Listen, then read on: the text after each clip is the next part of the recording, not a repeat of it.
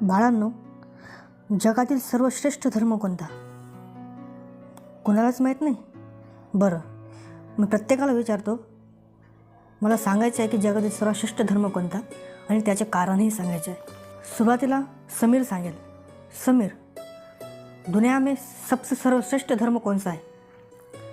Sir, दुनिया में सर्वश्रेष्ठ धर्म इस्लाम है, क्योंकि इस्लाम एक ईश्वरवादी धर्म है जो अल्लाह की तरफ से अंतिम नबी और रसूल मोहम्मद द्वारा इंसानों तक पहुंचाई गई अंतिम ईश्वरीय किताब कुरान की शिक्षा पर स्थापित है.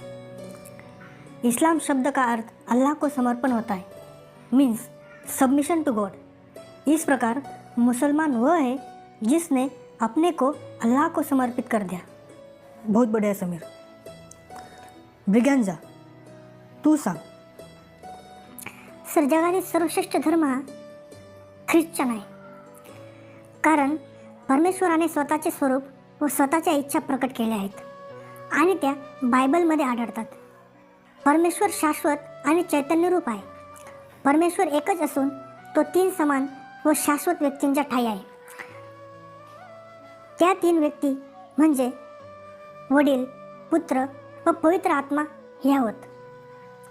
पवित्र शास्त्र वाचण्याचे आणि शिकवण्याचे ध्येय म्हणजे देवावर प्रेम करणे आणि देवावर प्रेम करण्याचा मार्ग म्हणजे देवाला ओळखणे. हे तत्त्वज्ञान ख्रिश्चन धर्मात आहे. म्हणून सर्वश्रेष्ठ धर्म. आनंद, तू सांग. सर, जगातील सर्वश्रेष्ठ धर्म हा बौद्ध धर्म आहे, कारण बौद्ध धर्म हा निरीश्वरवादी अनात्मावादी धर्म आहे. गौतम बुद्ध यांनी मानवजातीला प्रज्ञा, शील, करुणा या तत्वांची शिकवण दिली. बौद्ध धर्म हा स्वातंत्र्य, समता, बंधुत्व, करुणा, मैत्री, प्रेम, प्रज्ञा, मानवी मूल्ये आणि विज्ञानवाद या तत्वांचा पुरस्कर्ता आहे. म्हणून मला बौद्ध धर्म प्रिय आहे. खूप छान आनंद. समय, तू सांग. सर, जैन धर्म हा श्रेष्ठ आहे, कारण अतिप्राचीन धर्म असलेल्या जैन धर्म हा लोकशाही विचारमूल्य असलेल्या भारतातील महत्त्वाचा धर्म आहे.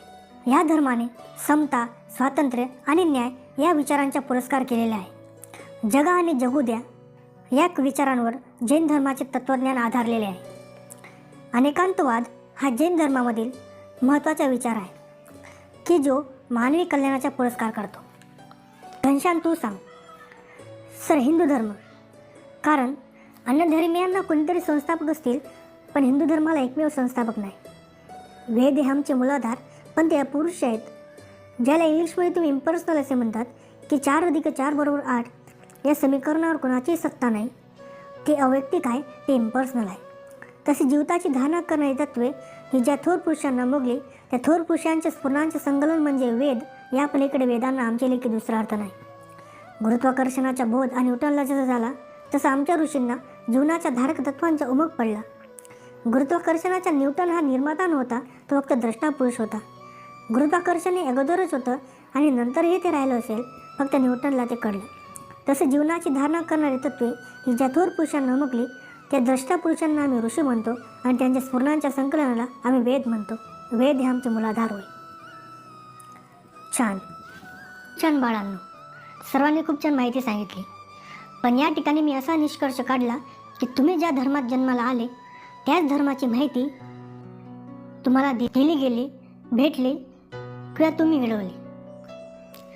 सर, तुमचा श्रेष्ठ धर्म तर तुम्ही आम्हाला सांगितलाच नाही. बाळांनो, आजचे राजकारण, धर्माधर्मामधला द्वेष, धर्माच्या नावाखाली चालणारे वाईट कामे, गरिबाला कमी लेखणे या कारणामुळे मला सर्वसमावेशक धर्म पाहिजे. तो धर्म कसा असेल? बाळांनो, त्यात बुद्धाची करुणा, इस्लामची बंधुता, ख्रिश्चनांचे मिशनरी स्पिरिट, शंकराचार्याची बुद्धिमत्ता, महावीरांची अहिंसा, शीखांचा सेवाभाव, मोझेसची नैतिकता, औरामजदाची उदारता या सर्वांचे एकत्रित मिश्रण करून एक आदर्श मानवी धर्म निर्माण करणे गरजेचे आहे.